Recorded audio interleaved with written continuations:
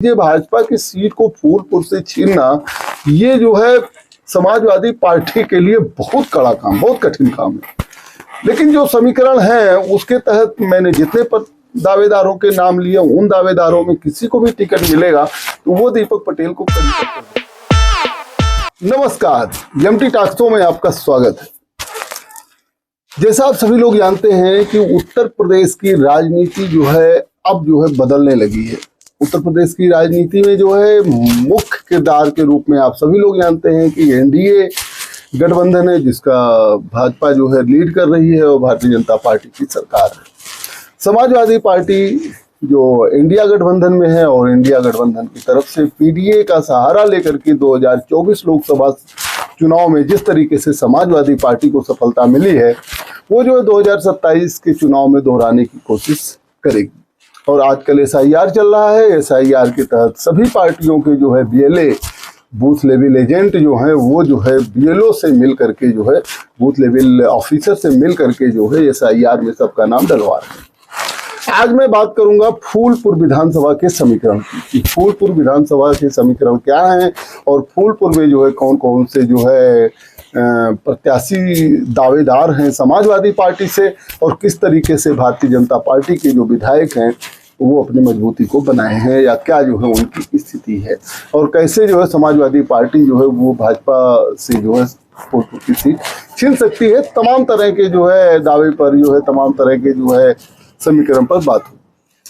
मैं फूलपुर पर बात करूं इसके पहले आपको बता दूं कि प्रयागराज में जो है सोराव, फूलपुर और फाफामऊ, प्रतापपुर भी ले लेते हैं, ये एक चारों विधानसभाएं ऐसी हैं जहां पर जो है क्या कहते हैं कि समाजवादी पार्टी की स्थिति कमजोर नहीं है, लेकिन भारतीय जनता पार्टी की भी स्थिति कमजोर नहीं है।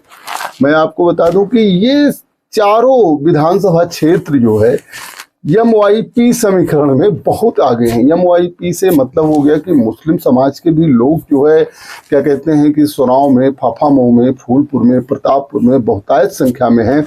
साथ में पटेल समाज का जो समीकरण है वो भी जो है इन चारों विधानसभाओं में बहुत अच्छा है। कोई भी ऐसी विधानसभा नहीं है जहां जो है 30,000 से लेकर के 60-65,000 तक पटेल समाज के वोटर ना हो, और कोई ऐसी विधानसभा नहीं है जहां 30,000 से 70,000 तक जो है वो मुस्लिम क्या कहते हैं कि समाज के लोग वोटर ना हो। उसके साथ में यादव समाज के भी लोगों की यही स्थिति है कि 30 से लेकर 70-75,000 तक जो है सोराव, फाफामऊ, फूलपुर और जो है प्रतापपुर में इनकी संख्या है।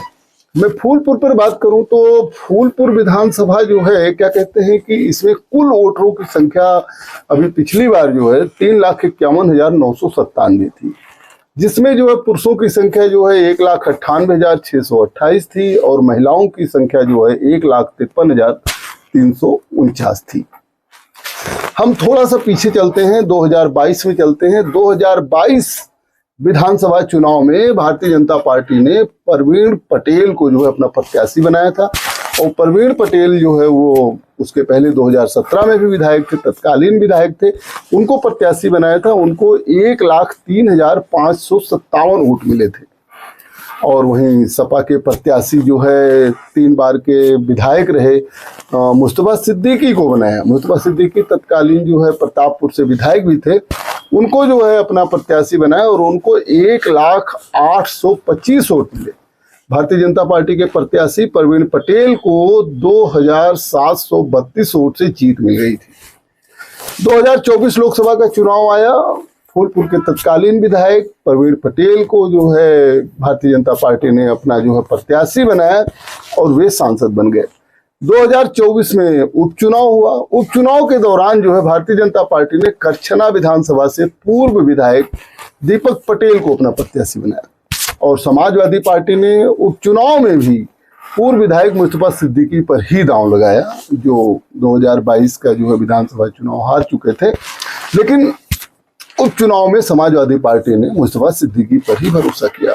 चुनाव में जो है दीपक पटेल को 78,289 वोट मिले और सपा प्रत्याशी पूर्व विधायक मुस्तफा सिद्दीकी को जो है 66,984 वोट मिले और बीजेपी प्रत्याशी पूर्व विधायक दीपक पटेल जो है 11,305 वोट पाकर फूलपुर से विधायक बने। दीपक पटेल का कोई विकल्प फूलपुर में नहीं है। भारतीय जनता पार्टी प्रत्याशी दीपक पटेल का कोई विकल्प नहीं है। वो इस समय वर्तमान में विधायक हैं और दीपक पटेल के घर पर डेली सैकड़ों लोगों को जो है आप देख सकते हैं। दीपक पटेल हमेशा जो है अपने घर पे बैठकर लोगों का काम करते हैं, क्षेत्र में लगातार बने रहते हैं।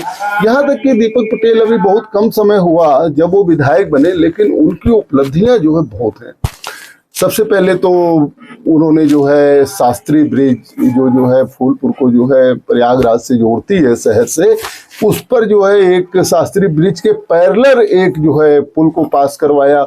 उसके साथ में जो है सलोरी से हेता पट्टी तक के लिए एक जो है पुल पास करवाया, जो बहुत ही जो है मांग उसकी थी, जिसकी वजह से जो है फूलपुर और प्रयागराज सिटी जो है आपस में इतना सटे कि एक तरह से एक नया शहर, नई सिटी जो है बनवाने का दीपक पटेल ने काम किया और तरक्की उन्होंने किया। दीपक पटेल के बहुत ही मिलनसार हैं और साथ में जो है सबसे प्यार से बात भी करते हैं, क्षेत्र में लगातार बने रहते हैं। आपको बता दें कि जो है रिंग रोड के करीब जो है जो जमीनें थी किसानों की, उस पर आवास विकास ने जो है नोटिस दे दिया था किसानों को। उसको जो है क्या कहते हैं कि समाप्त करने के लिए, नोटिस वापस लेने के लिए दीपक पटेल ने भरसक प्रयास किया और जो है वो वापस हो गया। अब किसानों में जो है ऐसी कोई दिक्कत नहीं है। साथ में दीपक पटेल इतने कम समय में जिस तरीके से फूलपुर में उन्होंने कार्य किया और जिस तरीके से दीपक पटेल का मिलना जुलना रहता है जनता में, रोज जो है प्रतिदिन अपने ऑफिस में बैठकर क्षेत्र में जाकर काम करने का जो तरीका है उनका, जो उनका मैनेजमेंट है, जिस तरीके से उनकी पॉपुलैरिटी है, उससे जो है कोई इनकार नहीं कर सकता है। और भारतीय जनता पार्टी जो है वो जाहिर सी बात है कि अपने इतने पॉपुलर विधायक दीपक पटेल पर ही दांव लगाएगी फूलपुर विधानसभा के लिए 2027 में। तो भारतीय जनता पार्टी में किसी तरीके की विकल्प की बात करना ही बेईमानी है और जो है ऐसा किया भी नहीं जा सकता है, क्योंकि दीपक पटेल एक मजबूत विधायक हैं और जनता में उनकी पकड़ भी है और जनता उनको चाहती भी है। दीपक पटेल की एक खास बात है कि जो कभी उनका कोई विरोध भी करता रहा हो, उसको भी अपने साथ मिला लेने की वो क्षमता रखते हैं, चाहे वो भारतीय जनता पार्टी का हो, चाहे वो विपक्ष का भी हो, उसको भी साधने की कला दीपक पटेल में आती है। तो दीपक पटेल भारतीय जनता पार्टी के विधायक है, जाहिर सी बात है कि 2027 में दीपक पटेल ही चुनाव लड़ेंगे। इधर मैं अगर समाजवादी पार्टी की बात करूं, इंडिया अलायंस की बात करूं, तो इंडिया अलायंस में समाजवादी पार्टी की तरफ से बहुत ढेर सारे दावेदार हैं। मैं सब पर जो है बात करूंगा, मैं 3-4 विकल्पों पर बात करूंगा। जैसा कि मैंने अभी बताया अपने इंट्रोडक्शन में कि फूलपुर एक ऐसी विधानसभा है जहां से जो है यम वाइज समीकरण भी बहुत मजबूत है। कहा जाता है कि मुस्लिम और यादव समाज का ही वोट लगभग 1,40,000 के करीब पहुंच जाता है और प्रतापपुर भी ऐसे ही है। मैं प्रतापपुर पर बात करूंगा तो उस पर मैं बताऊंगा। लेकिन अगर 12 विधानसभाएं हैं क्या कहते हैं कि प्रयागराज में, उसमें अगर समाजवादी पार्टी एक मुस्लिम प्रत्याशी देना चाहेगी तो वो फूलपुर या प्रतापपुर हो सकता है। हालांकि प्रतापपुर से जो है उनके सिटिंग विधायक समाजवादी पार्टी की बिजमा यादव जी हैं, लेकिन फूलपुर में जो है वो मुस्लिम प्रत्याशी पर भी दांव लगा सकती है। मुस्लिम समाज से भी कई दावेदार हैं, लेकिन पहला दावेदारी तो जो है मुस्तफा सिद्दीकी की है। मुस्तफा सिद्दीकी हालांकि बेशक जो है पिछले 2 चुनाव में, एक आम चुनाव 2022 और उप चुनाव 2024 में उप विजेता रहे हैं, लेकिन मुस्तफा सिद्दीकी भी एक सरल नेता के रूप में जाने जाते हैं। वो हिंदू मुस्लिम, बस उनका नाम मुस्लिम भर का है, लेकिन हिंदू मुस्लिम या किसी तरीके की ऐसी भावना जो है उनके प्रति है भी नहीं और उनका जनता में कभी ऐसा कोई अपील भी नहीं देखा जाता है। तो मुस्तफा सिद्दीकी एक बहुत ही मिलनसार है। जैसा कि मैंने बताया कि 12 विधानसभा में समाजवादी पार्टी जितनी सीटों पर लड़ी थी, कहीं भी कोई भी प्रत्याशी 1 लाख से ऊपर वोट नहीं पाया था। लेकिन मुस्तफा सिद्दीकी फूलपुर से एक ऐसे सरल व्यक्तित्व के धनी प्रत्याशी थे समाजवादी पार्टी के, जो 2022 में 1 लाख से ज्यादा वोट पाए। उपचुनाव में उनको कम वोट भले मिला, लेकिन वो विजेता रहे। तो मुस्तफा सिद्दीकी जो है एक पहले दावेदार हैं जिन पर जो है समाजवादी पार्टी के बारे में कहा जाता है कि वो दांव लगा सकती है। अगर पटेल समाज से समाजवादी पार्टी किसी को जो है टिकट देना चाहती है, तो उसमें सबसे पहले नाम आता है पूर्व सांसद, फूलपुर के पूर्व सांसद धर्मराज सिंह पटेल का। धर्मराज सिंह पटेल जो है वो पहले भी उन्होंने विधानसभा चुनाव लड़ने की बात उनके बारे में आई थी, यहाँ तक कि 2024 लोकसभा चुनाव लड़ने की भी बात आई थी। लेकिन उस समय जो है लोकसभा चुनाव में इंडिया गठबंधन ने अमरनाथ मौर्य को टिकट दे दिया था। हालांकि अमरनाथ मौर्य भी अच्छी लड़ाई लड़े थे, लेकिन धर्मराज पटेल जी की जो है बात हमेशा चलती रहती है। इस समय जो है 2027 विधानसभा चुनाव के लिए धर्मराज पटेल जी की बात चल रही है। समाजवादी पार्टी इस रणनीति के तहत जो है धर्मराज पटेल को अपना प्रत्याशी बना सकती है कि पटेल समाज का वोट हो सकता है कि उनके पाले में आ जाए, क्योंकि वे पटेल समाज से संबंध भी रखते हैं और पटेल समाज का वोट फूलपुर में बहुत है। जबकि भारतीय जनता पार्टी से दीपक पटेल जो है वो विधायक भी हैं और पटेल समाज में उनकी भी पकड़ कम नहीं है। तो एक विकल्प धर्मराज पटेल जी हो सकते हैं। वो पूर्व सांसद भी रहे हैं, व्यक्तित्व भी बहुत अच्छा है, लोगों से मिलने जुलने में भी जो है कोई दिक्कत नहीं होती है और वो क्षेत्र में लगातार बने रहते हैं। अभी मैंने जैसा कि बताया कि समाजवादी पार्टी में ढेर सारे दावेदारों में पहली दावेदारी तो मुस्तफा सिद्दीकी की है। मुस्तफा सिद्दीकी जो है जैसा कि 2 बार वो विजेता रहे हैं। साथ में फिर पूर्व सांसद धर्मराज पटेल जी के बारे में बात किया। वहीं जो है एक दावेदार और हैं जिनका नाम है अमरनाथ मौर्य। कहा जाता है कि जब 2024 लोकसभा चुनाव हुआ था तो फूलपुर एक ऐसी विधानसभा सीट थी जहां पर जो है अमरनाथ मौर्य को ज्यादा सफलता मिली थी। यहाँ तक कि जो है बीजेपी के तत्कालीन प्रत्याशी जो अभी सांसद हैं प्रवीण पटेल जी, वो फूलपुर विधानसभा जो उनकी विधानसभा भी रही है 17-18 हजार वोटों से जो भी पीछे रहे। तो समाजवादी पार्टी को ये लगता है कि अमरनाथ मौर्य अगर जो है चुनाव लड़ते हैं तो जो है वो भारतीय जनता पार्टी से सीट को छीन सकते हैं। अमरनाथ मौर्य लोकसभा चुनाव लड़ ही चुके हैं। इस मजबूती के तहत कि जो है चलिए पटेल समाज से विधायक हैं, हो सकता है पटेल समाज जो है वो भाजपा को न छोड़े, लेकिन मौर्य समाज यहाँ से जो है केशव प्रसाद मौर्य भी भारतीय जनता पार्टी के बहुत बड़े नेता हैं, लेकिन मौर्य समाज से अगर प्रत्याशी देना है, जैसे कि चर्चा भी है अमरनाथ मौर्य की भी दावेदारी वो फूलपुर विधानसभा से बहुत अच्छी जो है तगड़ी और बहुत कह लीजिए कि दमदार तरीके से है। तो अभी मैंने 3 दावेदारों के बारे में बात किया, पूर्व विधायक मुस्तफा सिद्दीकी के बारे में बात किया और जो है धर्मराज सिंह पटेल के बारे में बात किया जो पूर्व सांसद रहे, और अमरनाथ मौर्य के बारे में बात किया जो है लोकसभा चुनाव लड़ चुके थे और लोकसभा चुनाव में उनको फूलपुर विधानसभा से कम सफलता ज्यादा मिली हुई थी। अमरनाथ मौर्य भी बहुत ही मिलनसार नेता हैं और पहले वे क्या कहते हैं कि चुनाव लड़ भी चुके हैं, उनको लोगों ने देख भी लिया है। तो अमरनाथ मौर्य भी एक दावेदार हो सकते हैं। उसके बाद मैं बात करता हूं जो है अगर समाजवादी पार्टी किसी यादव समाज के नेता को टिकट देना चाहती है तो फूलपुर क्योंकि एक ऐसी विधानसभा सीट है जहां से यादव समाज भी अच्छी तरीके से चुनाव भी लड़ सकता है और भारतीय जनता पार्टी से सीट छीन भी सकता है। तो उसमें दीनानाथ यादव का नाम आता है। दीनानाथ यादव जो है वो वार्ड 32 से जिला पंचायत सदस्य हैं इस समय वर्तमान में। वो भी दीनानाथ यादव भी बहुत ही मिलनसार है, हर समाज में जो है उनकी पकड़ है और दीनानाथ यादव का व्यक्तित्व भी जो है किसी से कम नहीं है। सभी लोग उनको जो है चाहते हैं और जाने माने नेता हैं, हमेशा समाज में बने रहते हैं, सबके सुख दुख में शामिल होते रहते हैं। वर्तमान में जिला पंचायत सदस्य हैं। कहा जाता है कि हमेशा जो है जो भी काम वो करवाते हैं कहीं कोई दाग नहीं है दीनानाथ यादव के जो है दामन में, और दीनानाथ यादव पर भी समाजवादी पार्टी दांव लगा सकती है 2027 विधानसभा चुनाव में फूलपुर से।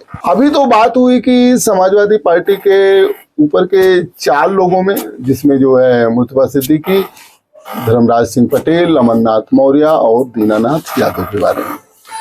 उसके बाद मुस्लिम समाज से और भी तमाम दावेदार हैं जो दावेदारी कर रहे हैं। उसमें एक दावेदारी जो है 2017 में समाजवादी पार्टी से चुनाव लड़ चुके मंसूर आलम की।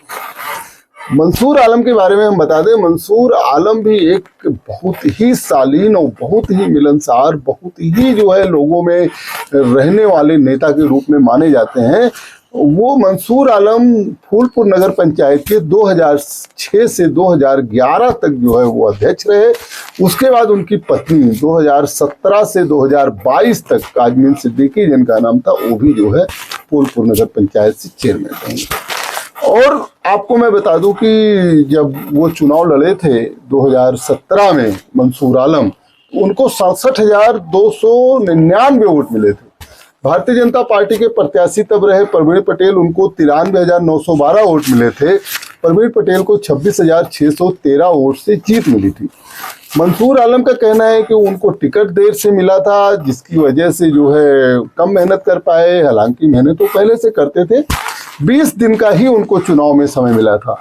वहीं बहुजन समाज पार्टी के प्रत्याशी बिजनेसमैन कहे जाने वाले मसरूर सेठ को जो है कई महीने पहले से टिकट मिल गया था और उन्होंने समाजवादी पार्टी के वोट बैंक में सेक भी लगाई थी। उनको 50,421 वोट मिले थे और कहा जाता है कि मसरूर सेठ के चुनाव लड़ने की वजह से जो है मंसूर आलम की लड़ाई कमजोर पड़ गई और वो 2017 में उपविजेता बने। मंसूर आलम की दावेदारी 2027 विधानसभा के लिए है और मंसूर आलम एक ऐसा नाम है जो सरलतम तरीके से सब में घुल मिल जाते हैं। बीजेपी हिंदू मुस्लिम के नाम पर ध्रुवीकरण करने की कोशिश करती है, लेकिन मुस्तफा सिद्दीकी की तरह जो है मंसूर आलम के साथ भी इस तरीके का कोई मानक फिट नहीं बैठता है। मंसूर आलम का दावा है कि बूथ स्तर पर कार्यकर्ताओं को नाम और चेहरे से भी पहचानते हैं। उनका तो ये दावा है किसी भी दल का कोई भी प्रत्याशी अगर अपने बूथ पर 5 लोगों का नाम जानता है तो वे 30 लोगों का नाम जानते हैं, 30 लोगों को चेहरे से पहचानते हैं। मंसूर आलम का तो ये भी कहना है कि जो है फूलपुर नगर पंचायत में 90% लोग ऐसे हैं जिनको चेहरे से और जो है नाम से जानते हैं। उनका कहना है कि अपनी जान पहचान और व्यवहार से वे जो है फूलपुर विधानसभा में 15,000 वोट एक्स्ट्रा ला सकते हैं। तो सपा को एक मुस्लिम प्रत्याशी देना ही है, तो अगर फूलपुर से देना है तो उसमें वो मुस्तफा सिद्दीकी मंसूर आलम के नाम पर भी चर्चा कर सकती है। हालांकि मुस्लिम समाज से और भी प्रत्याशी हैं और भी दावेदार हैं, मैं जिनके बारे में अभी बात करता हूँ। लेकिन मंसूर आलम भी समाजवादी पार्टी के लिए एक अच्छे विकल्प हो सकते हैं जो भारतीय जनता पार्टी को टक्कर दे सकते हैं। और पीडीए के सहारे से जिस तरीके से समाजवादी पार्टी जो है वो उत्तर प्रदेश में सरकार बनाने का सपना देख रही है, उसमें भी शायद जो है मंसूर आलम फिट बैठते हैं। मुस्लिम समाज से ही जो है एक प्रत्याशी, एक दावेदार हैं, प्रत्याशी तो नहीं कहा जा सकता क्योंकि अभी टिकट नहीं मिला है, जिनका नाम है डॉक्टर सरताज आलम। डॉक्टर सरताज आलम ने भी 2022 में समाजवादी पार्टी से जो है टिकट की दावेदारी किया था। वे जो है जिला में जो है चिकित्सा प्रकोष्ठ के जो है प्रभारी भी हैं डॉक्टर सरताज आलम। डॉक्टर सरताज आलम भी बहुत ही मिलनसार हैं, बहुत ही जो है मेहनती आदमी हैं। वे पेशे से डॉक्टर भी हैं, लोगों का इलाज भी करते हैं और फूलपुर विधानसभा की तैयारी कर रहे हैं। आजकल डॉक्टर सरताज आलम SIR के तहत जो है लोगों का नाम ना कटे, उसके लिए वो मेहनत भी कर रहे हैं और लोगों में बैठक भी कर रहे हैं। लोगों को जो है SIR के तहत अपने वोट पुनरीक्षण कार्य को पूरा कराने में मदद कर रहे हैं। एक नाम की बात मैं और करूंगा, जिनका नाम है अंसार अहमद।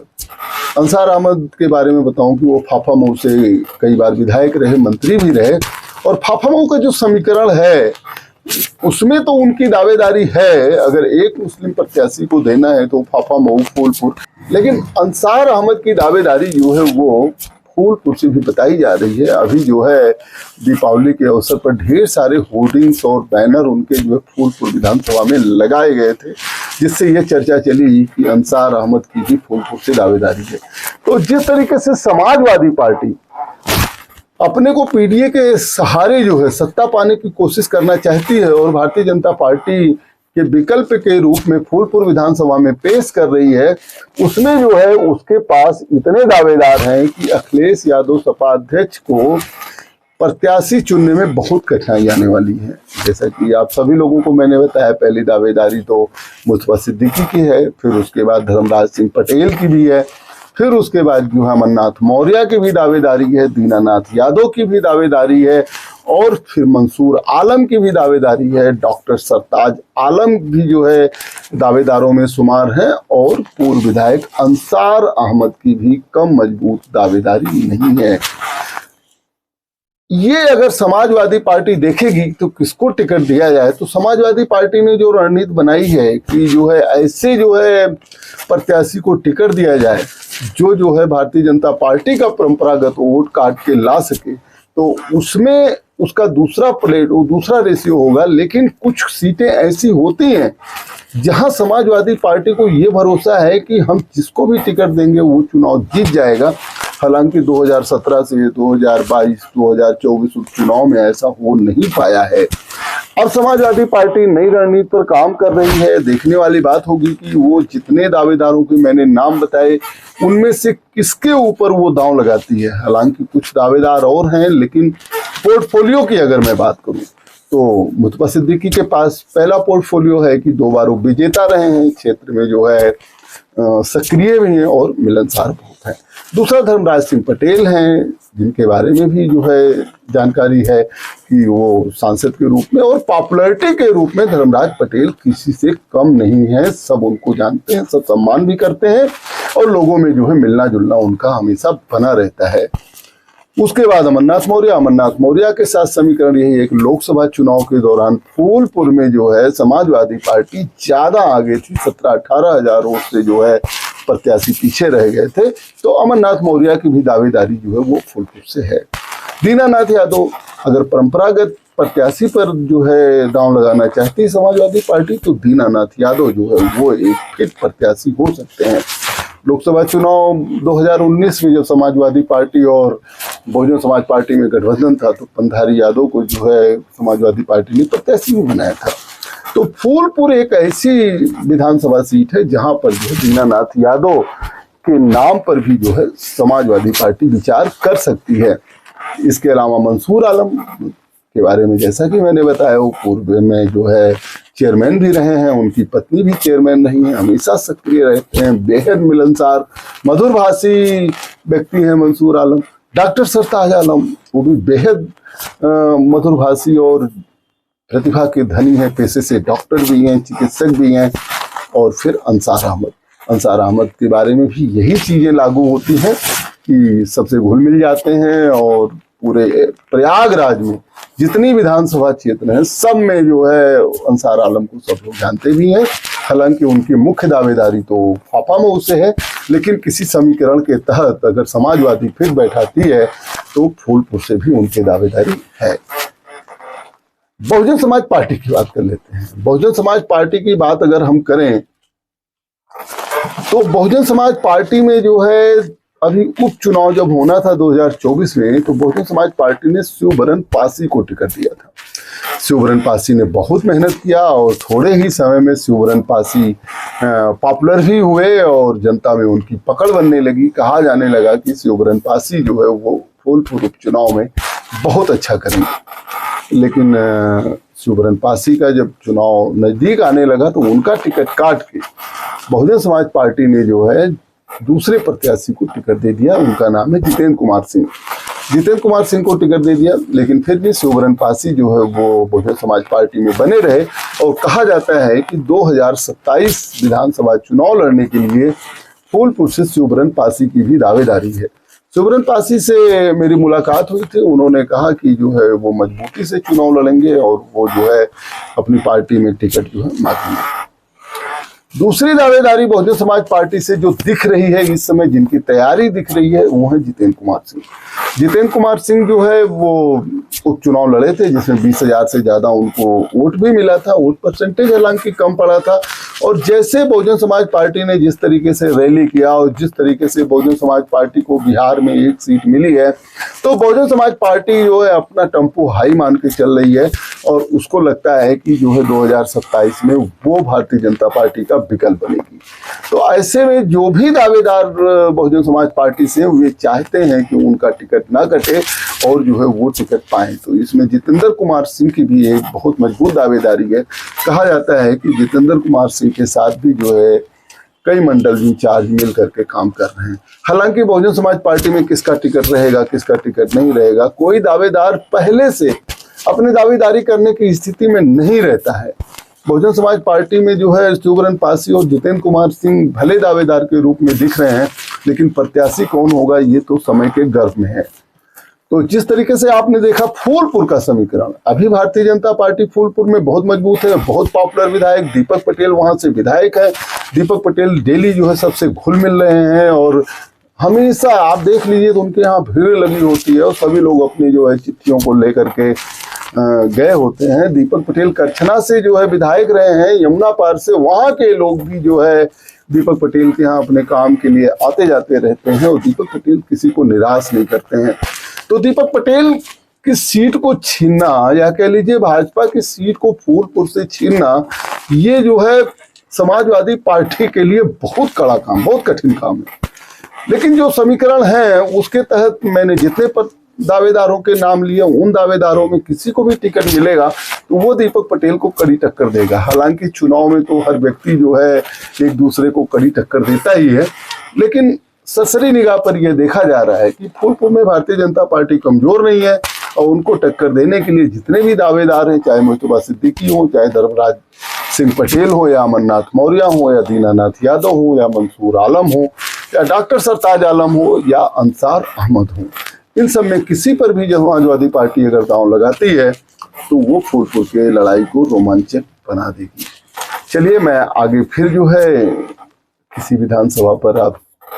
विधानसभा के समीकरण पर आपसे चर्चा करूंगा। देखते रहिए एमटी टॉक्स। बहुत बहुत धन्यवाद, बहुत बहुत धन्यवाद।